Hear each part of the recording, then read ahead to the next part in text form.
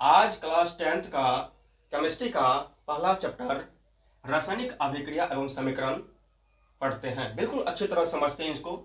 तो सबसे पहले पढ़ते हैं रासायनिक अभिक्रिया क्या है। रासायनिक रासायनिक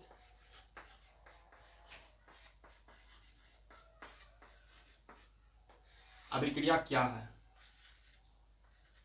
रासायनिक अभिक्रिया क्या है तो पढ़ते हैं। जब जब कोई पदार्थ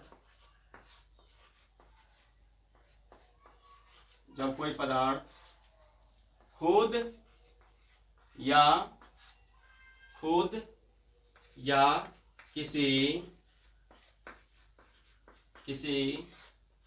दूसरे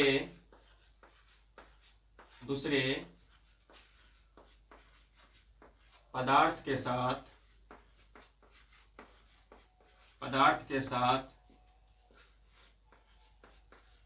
अभिक्रिया करके भिन्न गुण वाले नया पदार्थ का निर्माण करता है।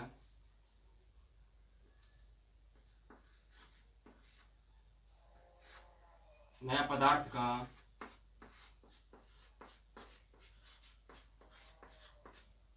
निर्माण करता है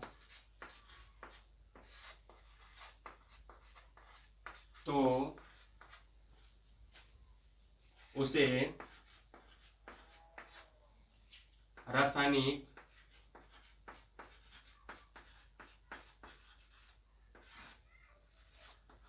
अभिक्रिया कहते हैं। रासायनिक अभिक्रिया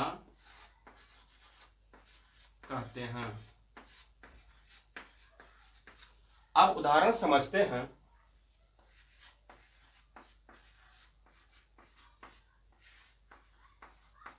जब हाइड्रोजन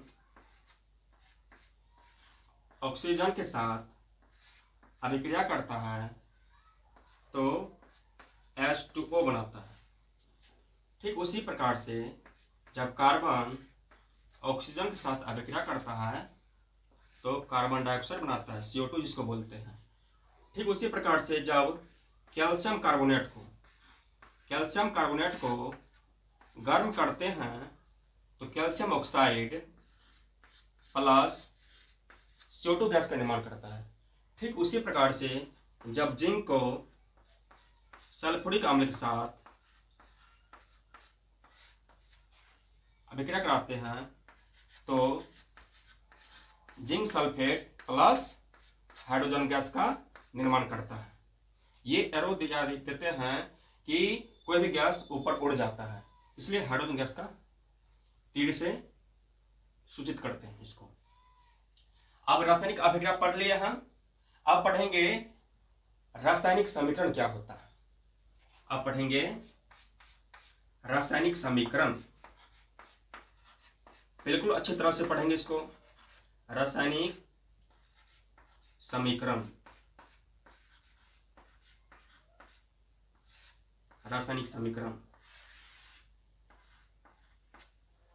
अब बच्चों पढ़ेंगे जब शब्द समीकरण के जगह पर समीकरण के जगह पर रासायनिक सूत्र का प्रयोग करते हैं। रासायनिक सूत्र का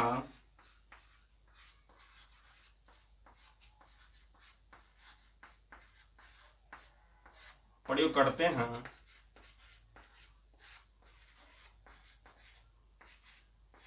तो उसे रासायनिक समीकरण कहते हैं।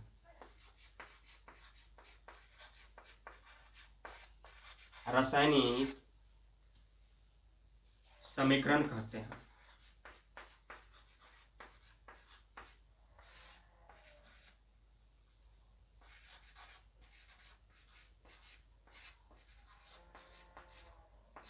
अब उदाहरण से समझते हैं। देखो हम क्या लिखे हैं, जब शब्द समीकरण के जगह पर शब्द समीकरण के जगह पर शब्द समीकरण के जगह पर रासायनिक सूत्र का किसका रासायनिक सूत्र का प्रयोग करते हैं तो उसे रासायनिक समीकरण कहते हैं। उदाहरण समझते हैं।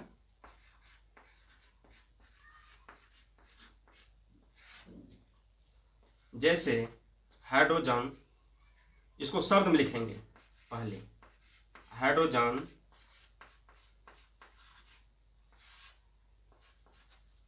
ऑक्सीजन से अभिक्रिया करता है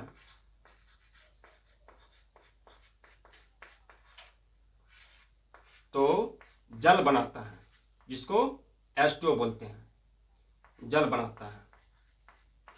अब इसके जगह पे हम क्या बोले थे, शब्द समीकरण के जगह पे रासायनिक सूत्र का प्रयोग करते हैं। तो ये भी शब्द है, ये भी शब्द है और ये भी शब्द है, इसके जगह पे रासायनिक सूत्र का प्रयोग करेंगे। जैसे हाइड्रोजन को हम लिखते हैं H2, ठीक उसी प्रकार से ऑक्सीजन को लिखते हैं O2, और जब ये अभिक्रिया करके बनाता है H2, जो जल का सूत्र होता है, ये जल का सूत्र है, ये ऑक्सीजन O2 ऑक्सीजन का सूत्र है, ये H2 हाइड्रोजन का रासायनिक सूत्र है।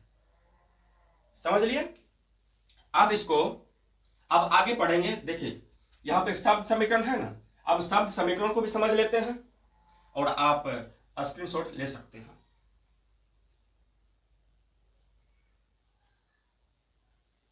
समीकरण पढ़ते हैं। शब्द समीकरण,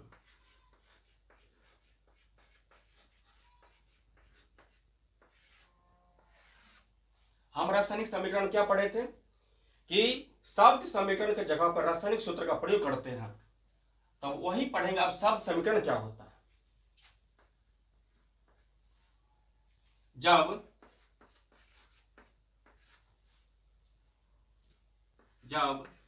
रासायनिक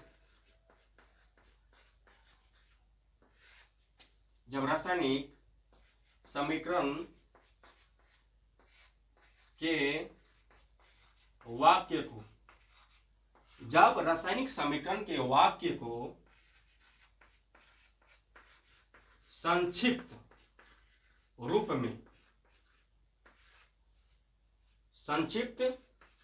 में, जिसको बोल सकते हो छोटा रूप में, संक्षिप्त रूप में लिखते हैं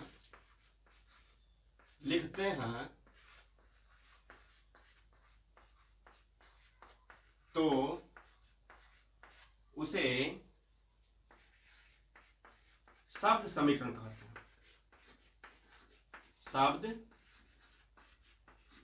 समीकरण कहते हैं। जैसे हम उदाहरण से समझते हैं।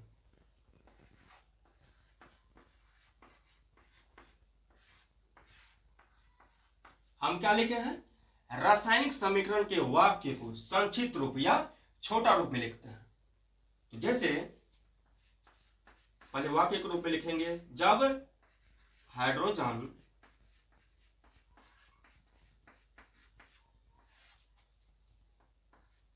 ऑक्सीजन के साथ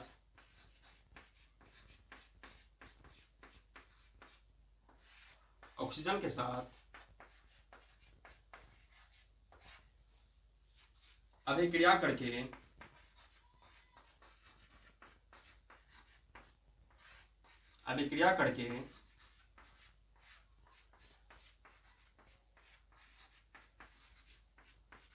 जल बनाता है। जब हाइड्रोजन ऑक्सीजन के साथ अभिक्रिया करके जल बनाता है, तो देखो इसको हम क्या लिखेंगे अब छोटा रूप में, यही ना, ये एक वाक्य हो गया। जब हाइड्रोजन ऑक्सीजन के साथ अभिक्रिया करके जल बनाता है, ये क्या हो गया, एक वाक्य होगा। इसी वाक्य को हम छोटा रूप में यानी संक्षिप्त रूप में लिखेंगे। कैसे, जैसे हाइड्रोजन प्लस ऑक्सीजन क्या बनाता है, जल। ये हो गया शब्द समीकरण का ये शब्द समीकरण यही हुआ, यही इसी को बोलेंगे शब्द समीकरण, इसी को बोलेंगे शब्द समीकरण। क्यों? क्योंकि ये एक बड़ा सा वाक्य है, जब हाइड्रोजन ऑक्सीजन के साथ अभिक्रिया करके जल बनाता है, ये एक वाक्य होगा। इसी वाक्य को हम छोटा रूप में लिखते हैं, हाइड्रोजन प्लस ऑक्सीजन जल बनाता है, यही है शब्द समीकरण। इसी को रासायनिक समीकरण के रूप में क्या लिखेंगे?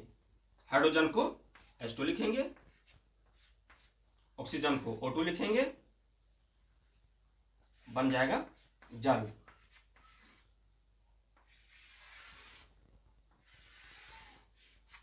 यह है रासायनिक समीकरण, रासायनिक समीकरण। और ये है शब्द समीकरण, ये पूरे के पूरे क्या है? शब्द समीकरण, शब्द समीकरण। समझ गए? अब अभिकारक उत्पाद क्या है, उसके बाद इस एरो का, ये तीर का इंपॉर्टेंट समझते हैं। अभिकारक एवं उत्पाद क्या होता है, उसके बाद ये तीर यानी कि एरो का इंपॉर्टेंट समझते हैं, यानी कि महत्वपूर्ण समझते हैं। अब देखिए अभिकारक पढ़ते हैं।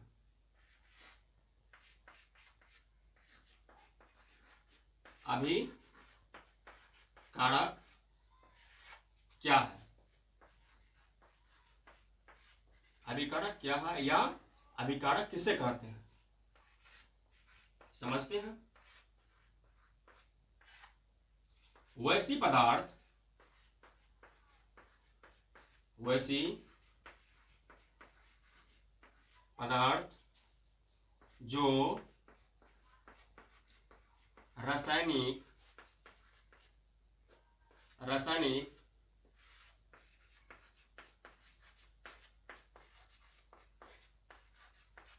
अभिक्रिया में भाग लेता है, उसे अभिकारक कहते हैं, उसे अभिकारक कहते हैं।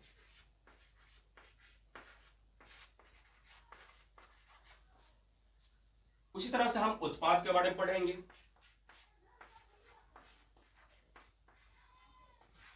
उत्पाद के बारे में पढ़ेंगे। वैसी पदार्थ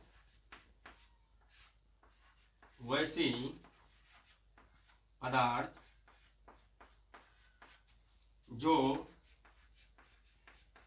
रासायनिक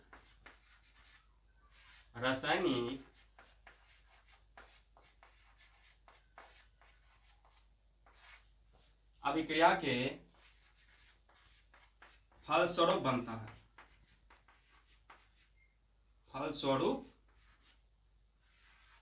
है,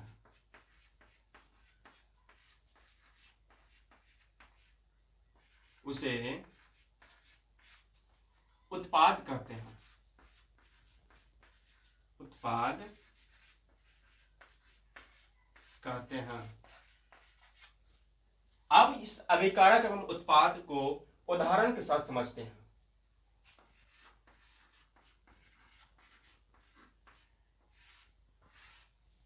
जैसे हाइड्रोजन ऑक्सीजन अभिक्रिया करके H2O बनाता है, ये जल का सूत्र होता है।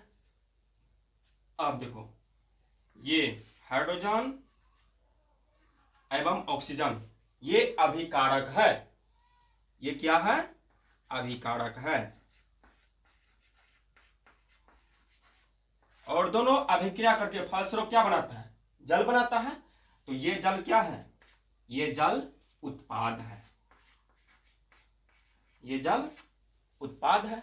ठीक उसी प्रकार से एक उदाहरण समझते हैं। और जब जिंक सल्फ्यूरिक अम्ल के साथ अभिक्रिया करता है तो zinc sulphate plus hydrogen gas का निर्माण करता है। तो इसमें जिंक और हाइड्रोजन और H2SO4, जिसको सल्फ्यूरिक अम्ल भी बोलते हैं, H2SO4 को सल्फ्यूरिक अम्ल भी बोलते हैं। तो ये दोनों अभिक्रिया किया, तो ये कौन सी पदार्थ हो गया? ये अभिकारक हो गया, ये अभिकारक हो गया। और ये इस साइड जो बना है, इस बगल, ये उत्पाद है, ये उत्पाद है। आप समझते हैं इस एरो का इंपोर्टेंट। तो पहले आप, जैसे हाइड्रोजन ऑक्सीजन के साथ अभिक्रिया करता है तो जल बनाता है, तो ये हाइड्रोजन क्या हो गया? हाइड्रोजन एवं ये ऑक्सीजन अभिकारक हो गया, अभिकारक हो गया, जिसको इंग्लिश में रिएक्टेंट भी बोलते हैं, रिएक्टेंट भी बोलते हैं। और ये जल जो हो गया, ये उत्पाद हो गया, उत्पाद हो गया, जिसको प्रोडक्ट बोलते हैं। अब ये जो एरो का सिंबल है, प्रतीक है, इसका इंपॉर्टेंट समझते हैं, इस एरो का महत्वपूर्ण। आप देखिए, ये है पुच्छ वाले भाग, ये पुच्छ वाले भाग है, ये शीर्ष वाले भाग है, और इसको हम बायां भाग भी बोलेंगे, बायां भाग, और ये दायां भाग।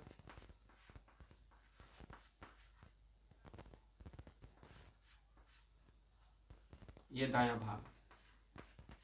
आप देखिए, पुच्छ वाले भाग जो होता है, ये अभिकारक की तरफ होता है, ये पुच्छ वाले भाग, इस एरो का पुच्छ वाले भाग जो है, ये अभिकारक की तरफ होता है, और ये शीर्ष वाले भाग जो है, ये उत्पाद की तरफ होता है। ये छोटी मोटी लेकिन बड़ी बात ये याद रखना जरूरी है कि ये एरो किस बगल होता है और ये पुच्छ किस बगल होता है। तो ये शीर्ष जो है, ये उत्पाद की तरफ होता है, और ये पुच्छ अभिकारक की तरफ होता है, और ये पुच्छ भाग, ये शीर्ष वाले भाग हो गया, ठीक है, ये टेल और ये हेड। तो इस तरह से पुच्छ के बारे में, इस एरो के बारे में, एरो क्या होता है, किस बगल क्या होता है, समझ गए। अब समझते हैं रासायनिक अभिक्रिया पढ़ लिए, रासायनिक समीकरण पढ़ लिए, शब्द समीकरण पढ़ लिए। उसके बाद पढ़ेंगे रासायनिक समीकरण को संतुलित करना क्यों आवश्यक होता है। पढ़ते हैं।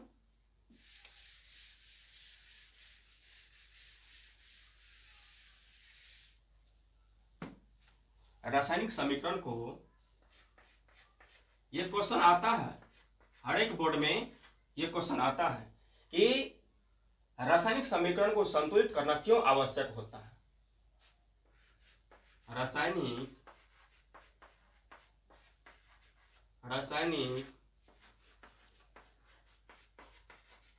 समीकरण को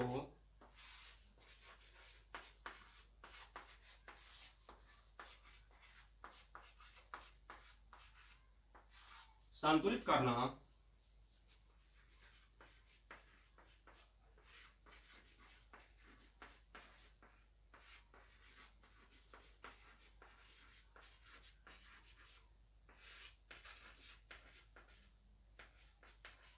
क्यों आवश्यक है, समझते हैं। रासायनिक समीकरण को संतुलित करना क्यों आवश्यक होता है? क्योंकि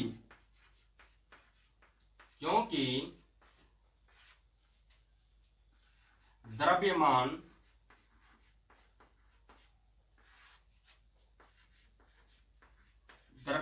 संरक्षण नियम का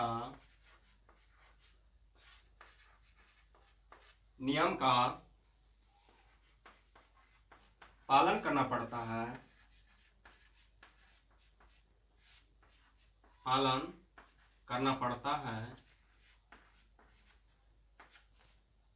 और इस नियम के तहत, इस नियम के अनुसार, इस नियम के अनुसार द्रव्यमान का ना तो निर्माण होता है और ना ही विनाश होता है, विनाश होता है, विनाश होता है। अर्थात अभिकारक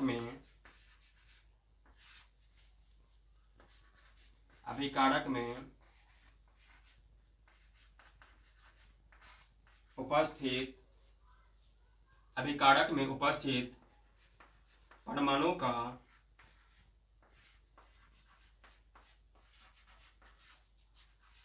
कुल द्रव्यमान,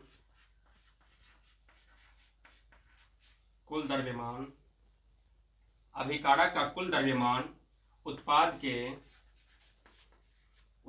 के कुल द्रव्यमान के बराबर होता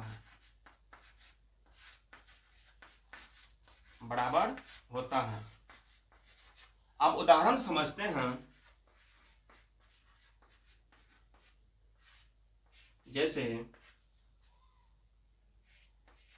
हाइड्रोजन ऑक्सीजन से अभिक्रिया करके जल बनाता है।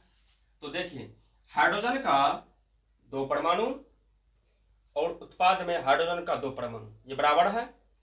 अभिकारक में हाइड्रोजन का 2 परमाणु, इसमें हाइड्रोजन ऑक्सीजन का 1 परमाणु।